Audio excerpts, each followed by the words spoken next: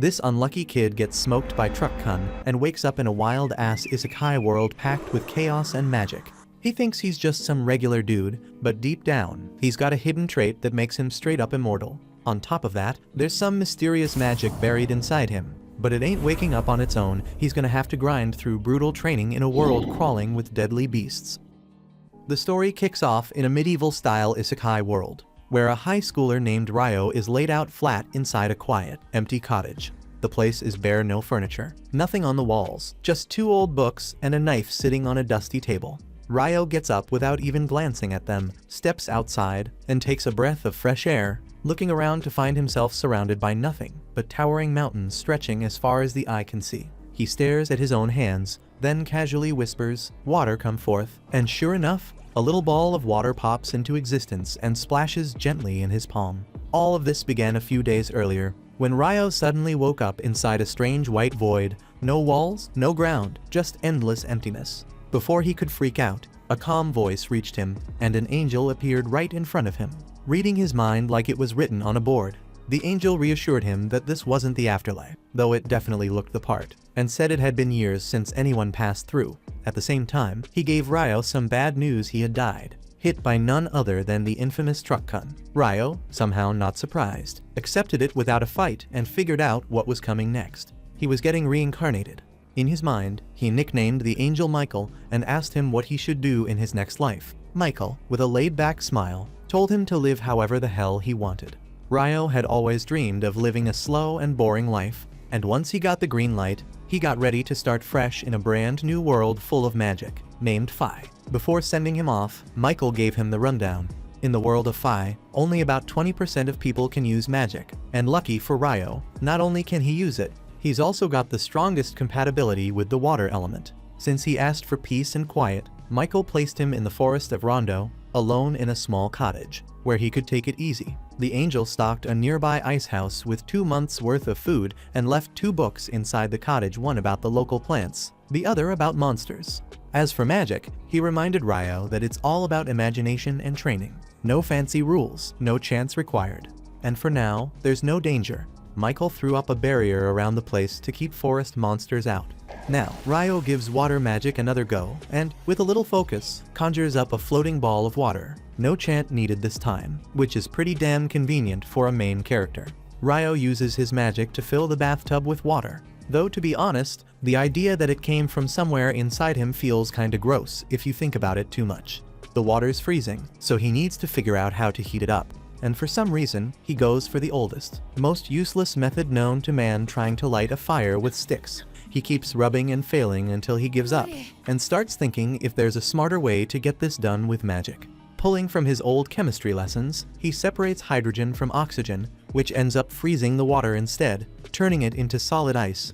Now, with a chunk of ice in hand, he decides to try something different. He uses it like a magnifying glass, focusing the sunlight through it. And to his surprise, it actually works. He gets fire. With the fire going, Ryo heats the water and sinks in like he's been waiting his whole damn life for this moment. As he relaxes, everything in his mind starts clearing up, and it finally hits him that he could have just used magic to create hot water by reversing the process he used to make ice. But that's something to try later. For now, it's dinner time. While he eats, it hits him that the food stocked in the ice house isn't going to last forever.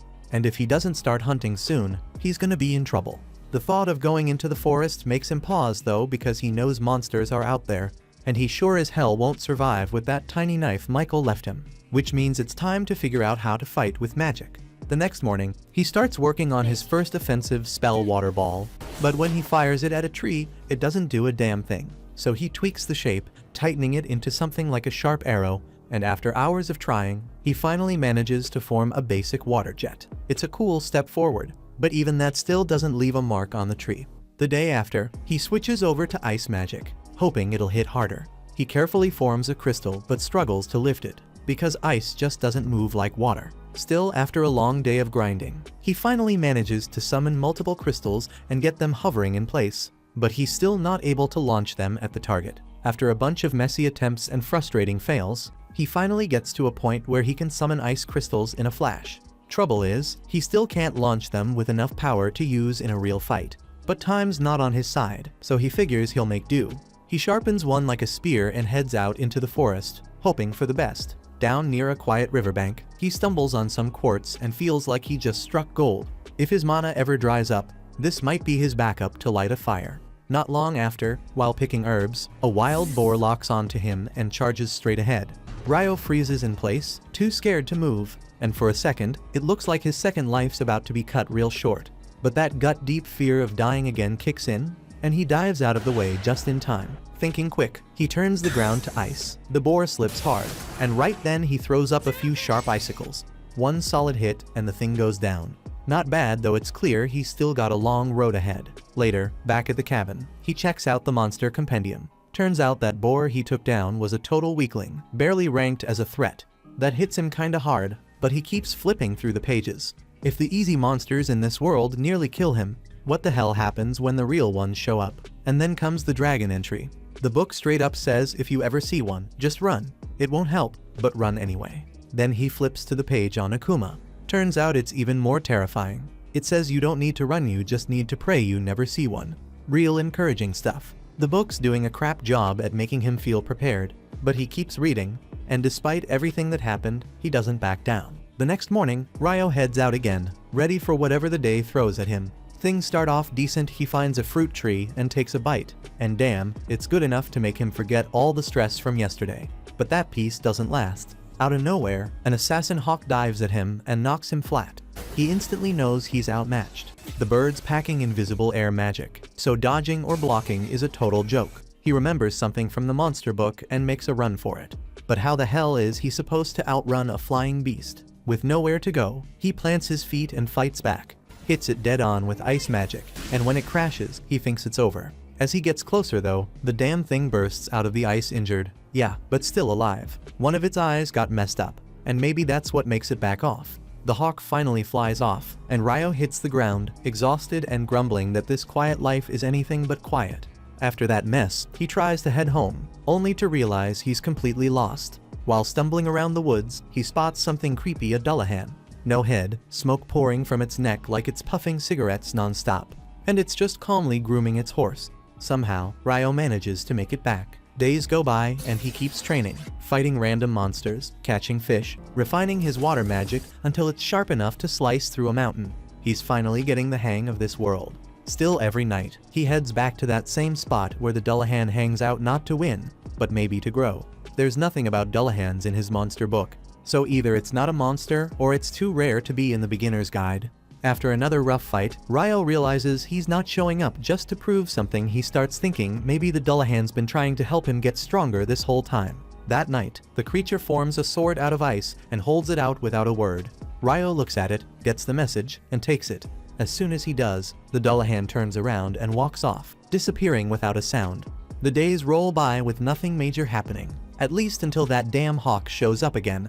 Ryo's out training like usual when he spots it in front of him. It's got one eye missing, so he knows right away it's the same one he fought before. Thing is, it wasn't black last time, and it sure as hell wasn't this big. Looks like the bastard evolved. The hawk charges at him with wild force, so Ryo throws up a 5-layer ice wall, but it smashes through without flinching. He stacks a 10-layer one, same result. Then he fires off an ice lancer, but the hawk dives right through it.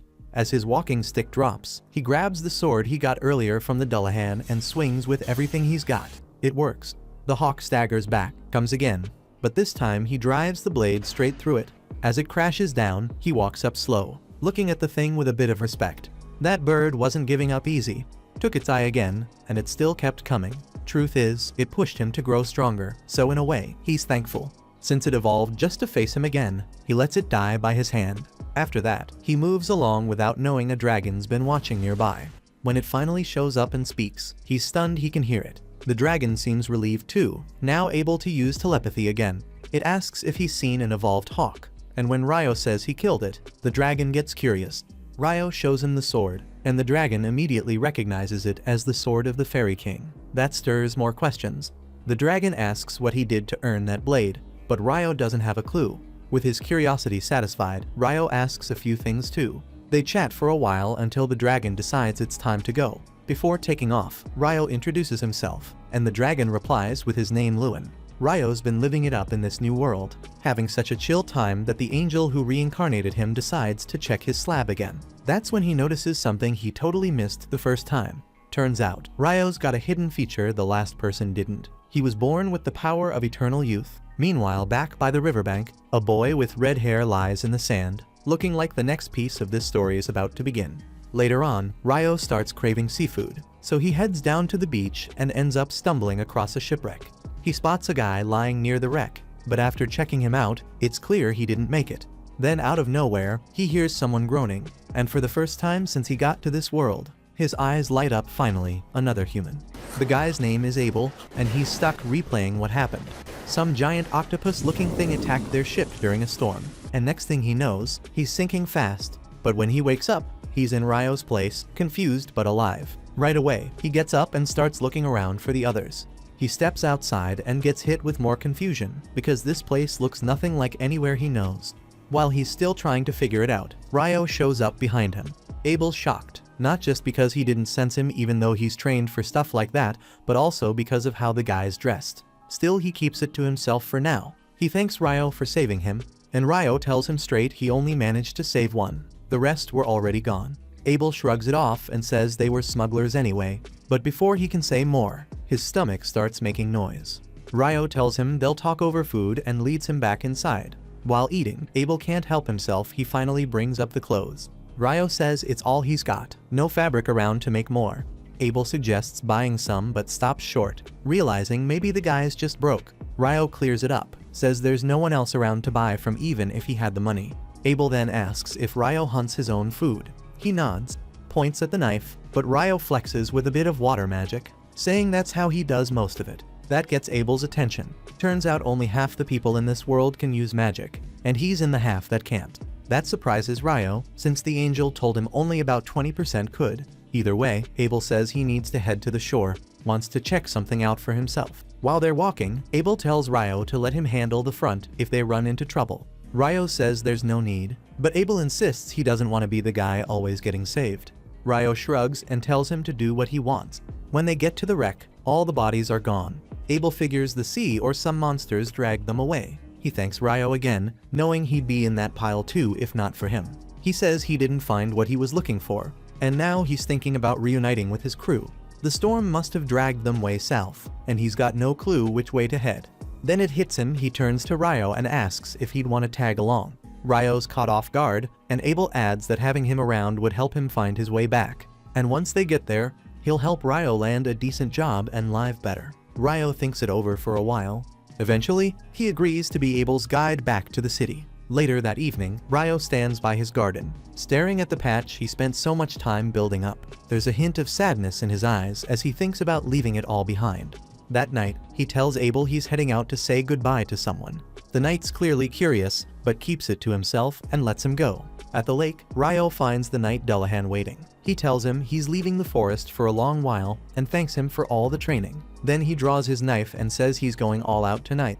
The knight draws his sword in return, and the fight kicks off. Ryo rushes in with everything he's got, pushing hard, forcing Dullahan on defense. It's a brutal back and forth, and by the end, Ryo's running on fumes. The knight returns to the water silently, but just as he reaches the lake, he turns around and pulls a magical armor suit from beneath the surface, offering it to Ryo as a parting gift. Ryo gets all emotional, thanks him again, and heads back. By morning, both Ryo and Abel are ready to hit the road. As they take off, Ryo glances back at the forest he called home, and a wave of nostalgia hits him hard. Not long after, they run into a wild boar in the woods, and Abel tells Ryo to let him take care of it. He charges straight at the thing, sword out, then pulls off some slick combat move that turns the poor boar into a meat donut. Ryo's standing there impressed, asking what the hell that was. Abel tells him it's called a combat skill, something folks who fight with weapons rely on. They crash for the night inside a hollow tree, then get moving again the next morning. While trekking through the woods, they spot some lizardmen hanging around a swamp. Abel doesn't want to mess with them, says they're pretty damn strong, so they switch up the route. But Ryo can feel something off. Those lizard freaks are tailing them. Abel preps for a fight, but Ryo steps in, saying there's too many, and he's gonna use magic. Abel figures Ryo can't do much without a staff, but then his jaw nearly hits the ground when Ryo fires off 4 icicle lances like it's nothing, wiping out a chunk of the enemy. Once it's all over, Abel asks what kind of spell that even was. Ryo says it's just the regular icicle lance. Abel shakes his head, saying his wind mage buddies can only toss out one spell at a time, but this guy fired 4 in a blink. Ryo just shrugs it off, says maybe that's a wind magic issue, cause water magic works different. Abel figures there's no point thinking too hard about it and says they better keep moving. But first, Ryo makes 2 ice cups and fills them with fresh water. Abel picks up on a different chant this time, and Ryo plays it off, saying he probably heard it wrong before. They keep going, and somewhere along the way, Abel tosses Ryo a coin. Ryo lights up, saying it's the first time he's ever seen money. Abel's stunned, he thought the kid was broke, but this is next level. He starts giving Ryo a little rundown on the 3 big countries in the central provinces. There's the Kingdom of Knightly, the Debuhi Empire, and the Handelu Federation. Ryo can't help but clown on the name Debuhi, saying it sounds dumb as hell. He keeps going on about how goofy it sounds, talking trash the whole time, until they finally reach a wide clearing. Out of nowhere, they spot a rock shift on its own, and Abel reacts fast, slicing it clean in half. Ryo throws up a water shield just in time to block a wave of flying stones. And that's when Abel realizes they walked right into a damn nest of rock golems. Ryo's confused for a second, thinking golems were supposed to look more human. But Abel ain't got time to explain. He charges at the closest one and blasts a hole straight through it. The thing doesn't even flinch though, patches itself right back up and keeps swinging. Abel backs off, saying their attacks aren't doing much. But Ryo's already cooking up a new plan. He forms this giant chunk of ice in the air and slams it right down on the golems, crushing them flat. Abel can't believe what he's seeing, says he's never even heard of a spell like that. Ryo shrugs and drops a couple more ice blocks till the rest of the golems are done for. After the dust settles, they find one golem still kicking. It's got a big shiny magic stone inside.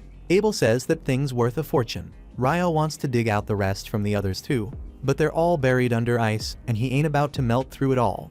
Either he's too lazy or he's just not in the mood. They keep walking till they stumble on this massive beast. Looks like a weird mix between a croc and a hippo. Abel calls it a behemoth, says it's one of those rare monsters you only hear about. Ryo's ready to go after it, but Abel shuts that down real quick, says taking on a behemoth is suicide. Right then, a pack of wyverns swoop in, and Ryo gets all fired up thinking they're about to watch some monster versus monster action. The wyverns start hurling magic-charged rocks at the behemoth, but the damn thing lets out a roar so strong it cancels their spells and knocks them straight out of the sky. Ryo figures it used some kind of magic cancel move. Later that night while eating, Abel brings it up again, says he's only ever heard of magic getting cancelled inside certain dungeon traps.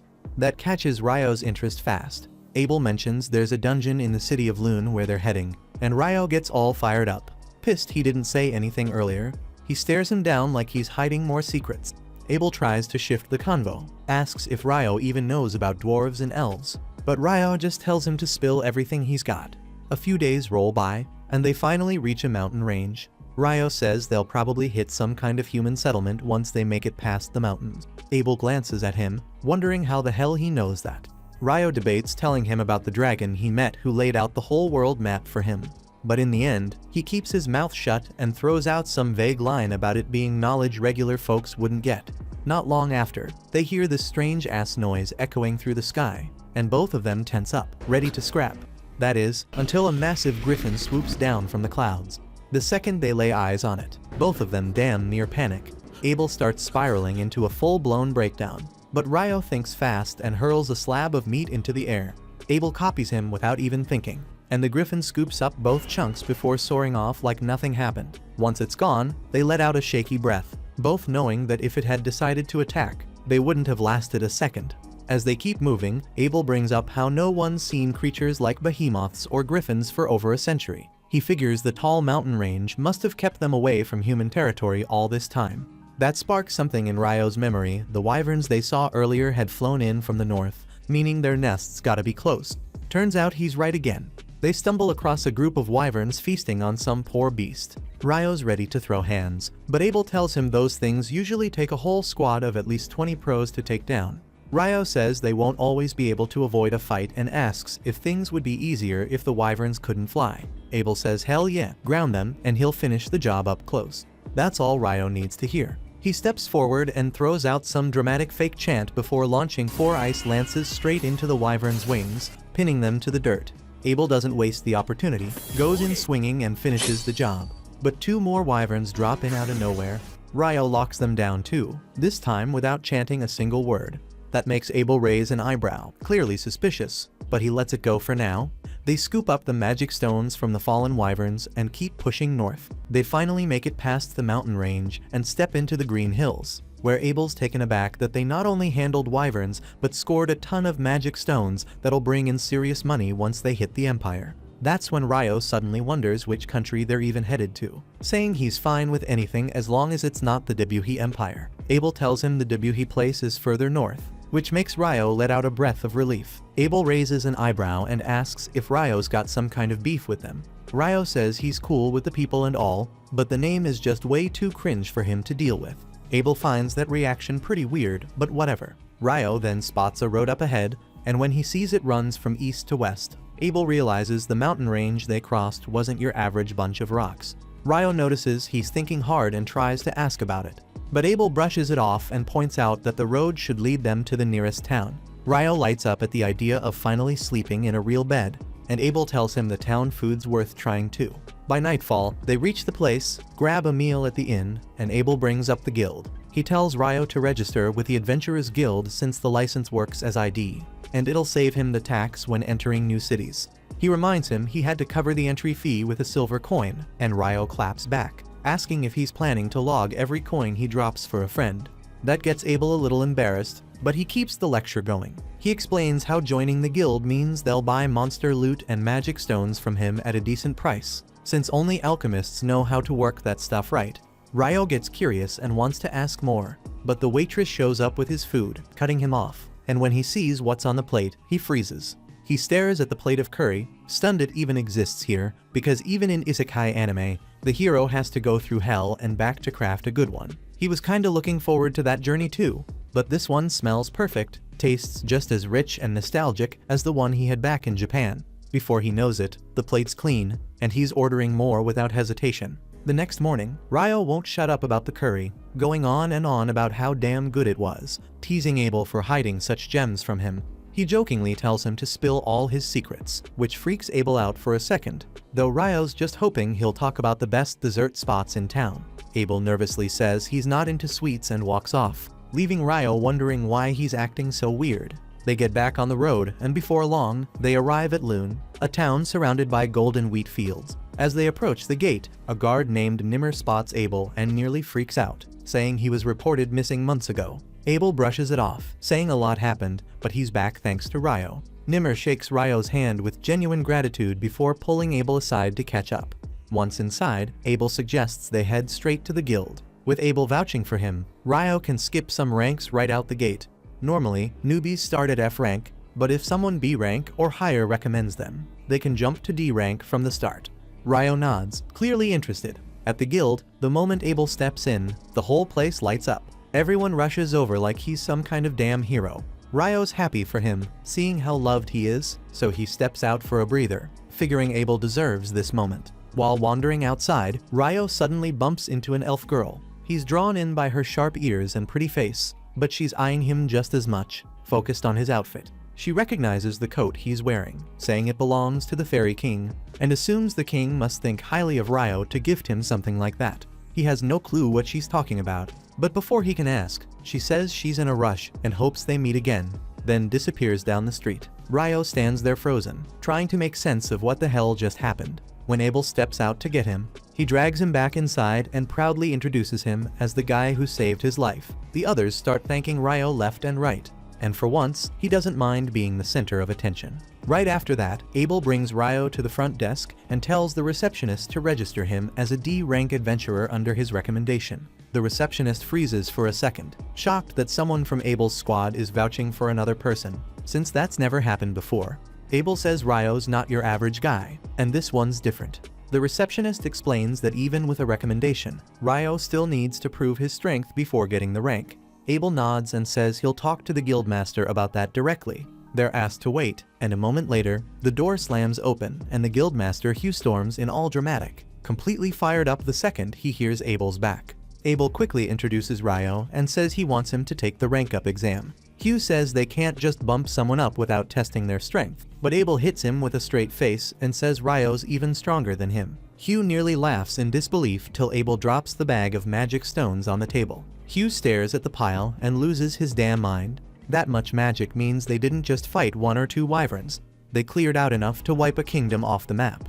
Abel casually tells him not to panic, since they hunted them all south of the Malefic Mountains, so the danger's already dealt with. Ryo gets curious about that mountain's name, wondering if it means anything, and Hugh's reaction says it all. He says no one comes back after crossing the Malefic Range, not even top-tier adventurers unless they've got a damn good reason. The idea that Ryo and Abel made it through is unreal to him, and without wasting another second, he bumps Ryo's rank up on the spot. Right then, Abel's old crew barges in, and things get emotional fast. They'd pretty much given up hope of ever seeing him again. Hugh gives them space to reunite while he steps out with Ryo to finish the registration. As they walk, Abel calls out and tells Ryo to wait for him at the front desk after he's done, saying he's got something special to show him. Once that's settled, Hugh leads Ryo to his office, telling him that Abel's crew, the Crimson Sword, is one of the strongest and most well-known parties they've got. Ryo's not shocked or anything, but he's kinda wondering if jumping straight to D rank is really fair. Hugh gets it, but says he's known Abel long enough to know that no way in hell could he solo a wyvern, which means Ryo clearly helped in that fight, and that alone earns him the rank. Right then, the receptionist shows up with everything needed to start the formal registration, and Hugh dips out, grumbling about the stack of paperwork on his desk.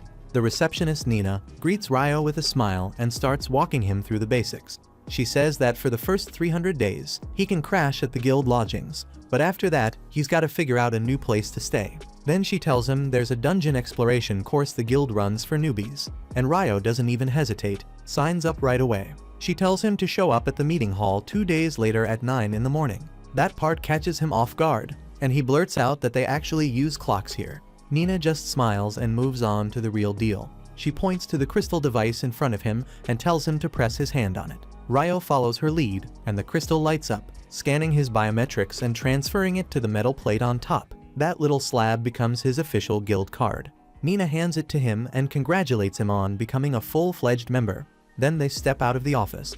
Abel's waiting and says he wants to treat Ryo to some new clothes and maybe a staff, calling it his reward for sticking with him this far. Ryo's cool with the clothes, but the staff part throws him off. Abel explains it's standard for mages, but Ryo shrugs and says he's fine without one. He can already cast magic just fine, and when it comes to close combat, he's got a sword. Abel raises a brow and asks where the hell that sword even is, and Ryo casually points to the little knife he's been carrying. That's when Abel really starts to question reality, but Ryo brushes it off, saying there's something way more important than gear right now. He needs solid info about how this world works before anything else. Not long after, he figures out that the hours, days, weeks, and months in this world run exactly like back on Earth, and they even use the metric system to measure stuff. At this point, he's convinced someone from Earth must have shown up way back and flipped the whole setup, which explains all the familiar things around here. Right then, Abel shows up from the store after covering what Ryo bought, then tells him the real fun hasn't even started yet. He drags him to a massive impact with his guild buddies, all throwing a party for his safe return. They go hard all night, and by morning, Nina's gotta pull Ryo out to show him where he'll be staying. She brings him to a room already housing 2 rookie adventurers. The brown-haired guy calls himself Mills, and the blonde one's Ito. They welcome him in, and once Nina bounces, Mills starts going on about how into her he is. Ito tells him to quit dreaming about girls way out of his league, then shifts the convo to ask Ryo about the guild lodgings. Before long, Nina swings back in with another new recruit tagging behind. The kid nervously says his name's Ammon. He looks pretty young, so they ask his age, and he says he's 16. His parents just passed, so he's diving into adventuring to survive. Nina tells them to make him feel at home and tells Ryo to meet her in the hall with Ammon the next day. Meanwhile, Abel's filling in his crew on what he's seen Ryo pull off using magic with no staff, freezing wyverns, and wiping things out with ice. One of them, Lynn, ain't buying it. She starts dropping logic about how magic doesn't work like that with range and placement. But Abel swears that's exactly how it went down. He even brings up how Ryo took out rock golems using blocks of ice, which Lynn flat out says should be impossible. Then Rihia, another teammate, chimes in, saying there's only one person who ever showed that kind of power, the Inferno Magician. But that name's mostly a bunch of rumors since no one alive saw them in action. Some of them start getting nervous, wondering if Ryo's that strong. What if he flips sides or backs the Empire? Abel shuts that down quick, saying there's no way, since Ryo straight up hates the name Debuhi Empire too much to ever support it. Back in the room, Ryo's cracking jokes with his new crew, thinking how wild life's gotten, but it honestly feels good.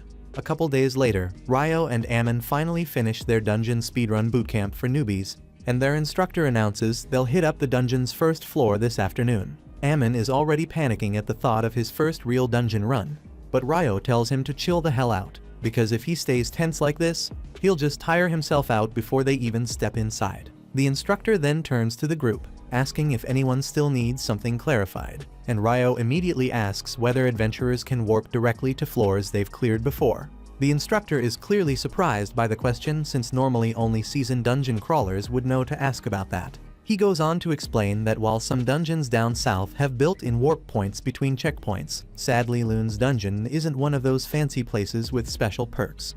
After that, the instructor leads all the rookies straight to the dungeon, which happens to sit smack dab in the city's center. He mentions that the whole city was literally built around the dungeon itself, adding that every few years monster numbers inside suddenly spike, sometimes even sending monsters flooding to the surface. He goes on to reassure the nervous rookies by explaining how the huge walls around the dungeon exist solely to protect regular citizens from monster outbreaks, and quickly adds there's no need to worry about any monster waves popping off anytime soon. Not much later, the group reaches the beginner-friendly first floor of the dungeon, which luckily doesn't hold any seriously nasty creatures. The instructor gives them the okay to explore freely, but make sure they stay near the entrance. Ryo immediately teams up with Ammon, and moments later he senses something coming their way. He tells Ammon to get ready to attack while he takes care of pinning down whatever approaches, and Ammon nervously draws his sword. Soon enough, a monster ant pops into view, and Ryo instantly recognizes it as a soldier ant from the guidebook he's been studying. He instructs Ammon to target its neck while he traps it firmly using ice spears. Ryo perfectly pins the monster flat against the ground, allowing Ammon to slice cleanly through its neck, earning himself his first ever kill. Ammon goes crazy excited over this success, and Ryo quickly retrieves the ant's magic stone as a trophy marking their first official victory. That evening, they have dinner alongside their roommates who insist on throwing a mini celebration for their successful first dungeon run. Their roommates seem genuinely impressed that the duo managed to handle a soldier ant right out of the gate, but Ammon modestly insists he merely delivered the final strike after Ryo had the ant completely locked down. He then enthusiastically mentions how eager he is to get back to the dungeon tomorrow, although he openly admits he's still feeling pretty uneasy about the idea of trying to explore alone. Ryo offers to go along since he's also itching to check out the dungeon down to the third floor, saying it's shady as hell that they ran into a tougher monster from a lower level roaming around on the first, especially after their instructor made that sound like it rarely ever happens. Ito joins in, mentioning he's heard some recent gossip about soldier ants popping up around floors 1 and 2 lately, and none of the boys have a clue what the hell that's about. Right then, Abel casually strolls in and explains that soldier ants can dig tunnels to climb up from deeper levels. Nils and Ito completely freak the hell out, realizing the town's #1 adventurer just appeared in front of them out of nowhere. Ryo as usual just greets his buddy casually, giving zero craps about Abel's fame. Abel teases him by asking the guys to watch over Ryo since he seriously lacks common sense. Nils jumps straight up, saluting Abel with maximum enthusiasm and blurting out that he's his biggest fan. He passionately announces his ultimate dream of becoming a legendary adventurer just like Abel someday. Eagerly asking for the honor of shaking his golden hand, Abel gladly gives him that handshake, advising Nils with a smile to chase his dreams, but reminds him seriously that surviving should always stay top priority. Ryo bluntly asks Abel why he's hanging around here at this hour, and Abel replies he literally just got back from his latest mission. Before Abel can even finish speaking, his entire party suddenly storms in, the girls clearly pissed that Abel came here instead of reporting straight to the guildmaster like he's supposed to. Abel tries desperately explaining he was only giving some rookie adventurers helpful tips, but Lynn isn't buying his crap at all and instantly orders Warren to drag his ass out of there. Warren effortlessly hoists Abel onto his back while Abel starts whining exactly like a damn toddler. Meanwhile, Lin suddenly shoots Ryo a sharp, jealous stare. Ryo awkwardly asks what the hell she wants, prompting the priestess Rihia to quickly snap Lin out of it and politely apologize to Ryo for their rude interruption. As they leave, Ito and Nils totally lose their minds fanboying over Abel's party. But Ryo honestly can't wrap his head around why everyone thinks that crew of clowns is so amazing. At the same moment, Rihia gently scolds Lin for glaring at Ryo in public. But Lin insists she was simply curious because Abel never shuts up about Ryo's magic lately. Rihia admits she's also interested to finally see Ryo's real abilities in action, and Abel reassures them all they'll get their chance very soon. Next day, Ryo and Ammon go back into the dungeon, this time running into a pack of monster dogs. Ryo easily pins down all the beasts again with his ice spears, while Ammon impressively shows off his sword moves by personally cutting down a couple of the monsters himself. Later during their short break, Ryo comments that Ammon's sword style weirdly reminds him of Abel's technique. Ammon clarifies he learned swordplay from some old dude named Kiro, who trained at a famous swordsmanship academy back in the capital. Hearing that, Ryo immediately figures Abel must have trained under that same academy, and he seriously sees real potential in Ammon now, believing the kid might genuinely become a ridiculously strong swordsman someday. Ammon's pretty impressed Ryo knows so much about swordsmanship despite mainly being a mage. Ryo just shrugs it off, casually mentioning he did some training with an instructor for a bit before eventually figuring out his own fighting style.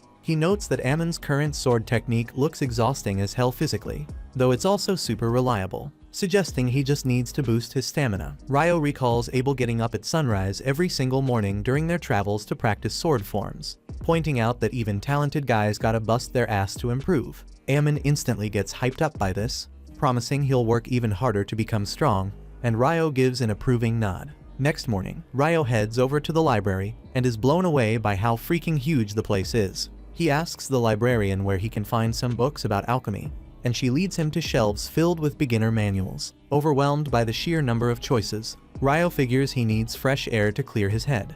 But just as he steps out, everything suddenly turns pitch black as a total solar eclipse covers the entire city in darkness. Ryo stares up at the sky in disbelief, barely able to grasp what's happening around him. Moments later, he realizes something weird as hell went down. Everyone around him completely vanished, leaving him all alone in a creepy, unsettling silence. Suddenly, he senses danger rushing at him from behind. Trusting pure instinct, Ryo spins quickly, summoning a solid ice barrier just in time to deflect a powerful burst of flames. He tries to figure out who just tried roasting him alive. Then he notices a terrifyingly attractive demon lady strolling toward him, looking like she stepped right off a Hollywood action set. She grins confidently, clearly amused to find a random human stuck inside her domain, definitely planning to kick his ass. Ryo immediately realizes he's facing a genuine demon, and he's absolutely positive she's the strongest opponent he's encountered since arriving here. He briefly considers running for it, but quickly sees there's no realistic way he'll escape from this weird dimension, no matter how fast he moves. Gritting his teeth, he accepts fighting is his only option now. Instantly, he creates multiple ice barriers surrounding himself just as the demon unleashes another devastating wave of fire. His barriers hold firm against the flames, but then the demon suddenly changes strategy, firing off an invisible wind bullet that effortlessly pierces Ryo's ice shields, only to harmlessly bounce off his robe. The fiery demon lady stares in disbelief, completely confused how a human's cloak just blocked her attack. But after taking a closer look, she quickly recognizes Ryo's cloak as the Fairy King's robe, realizing immediately he must be a mage with real power to own something that rare and survive her attacks. She decides she'll simply cut him down with her sword instead of wasting time with magic. Meanwhile, Ryo knows he's in deep trouble if she gets close, and prepares himself mentally for the toughest fight of his life. Ryo summons his ice sword too, bracing himself defensively as the fierce demoness rushes him with full force. She's insanely fast, forcing him into frantic evasive moves as one vicious slash barely misses his face. Spotting an opening, he strikes back with a hailstorm of frozen spears, but she effortlessly sidesteps every projectile, too busy having fun to notice the solar eclipse slowly fading. At the same moment, Ryo figures she's enhancing her speed using wind magic.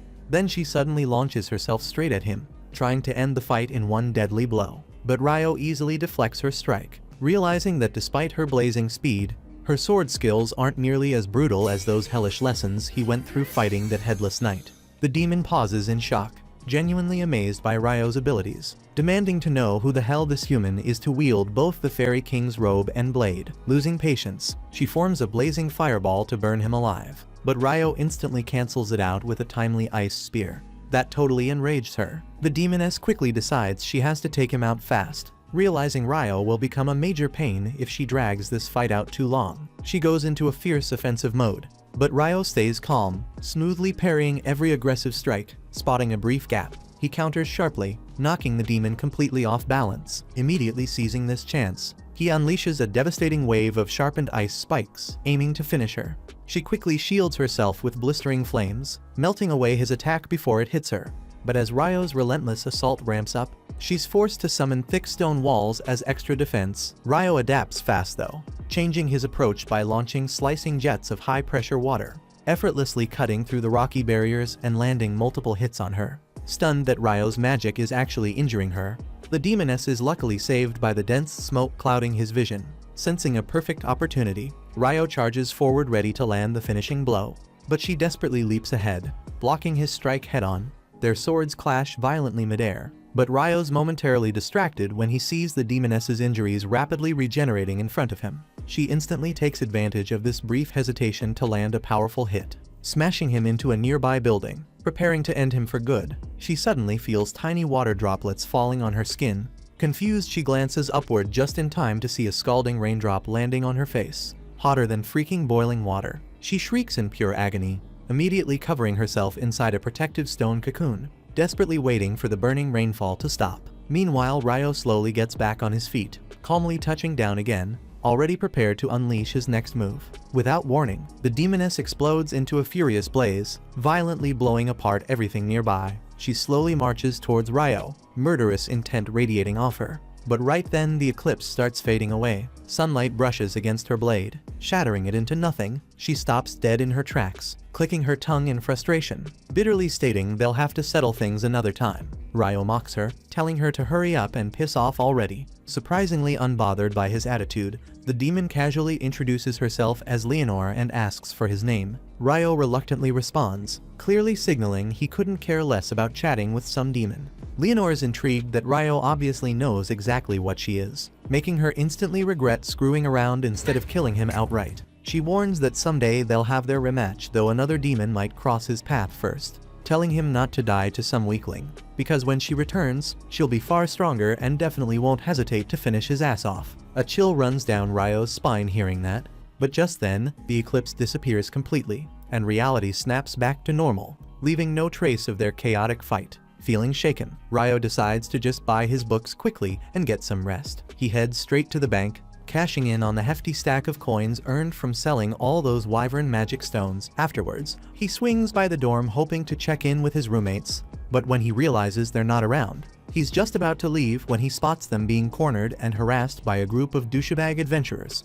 Nils and Ito curse at the group's leader, a big jerk named Dan, for cowardly ambushing them while they're still injured. But Dan sneers back that monsters won't show them any pity either when they inevitably die in the dungeon. Suddenly, Dan's cronies drop unconscious as Ryo quietly knocks them out from behind, calmly telling Dan he's absolutely right, but maybe he should take his own advice sometime. He casually taunts Dan, asking if he's planning to run now that his buddies are out cold. Enraged, Dan recklessly charges Ryo, but he effortlessly sidesteps him, smashing his sword handle directly into Dan's gut, forcing the bully to puke out what's left of his breakfast. Ryo immediately shifts his attention to healing his injured friends, lightly scolding them about needing to toughen up so no weak-ass punks can catch them off guard again. But he decides that right now they all deserve a proper break. Together they hit up the public baths, where Ito, their resident priest, heals the nasty wound left by Leonore's wind bullet.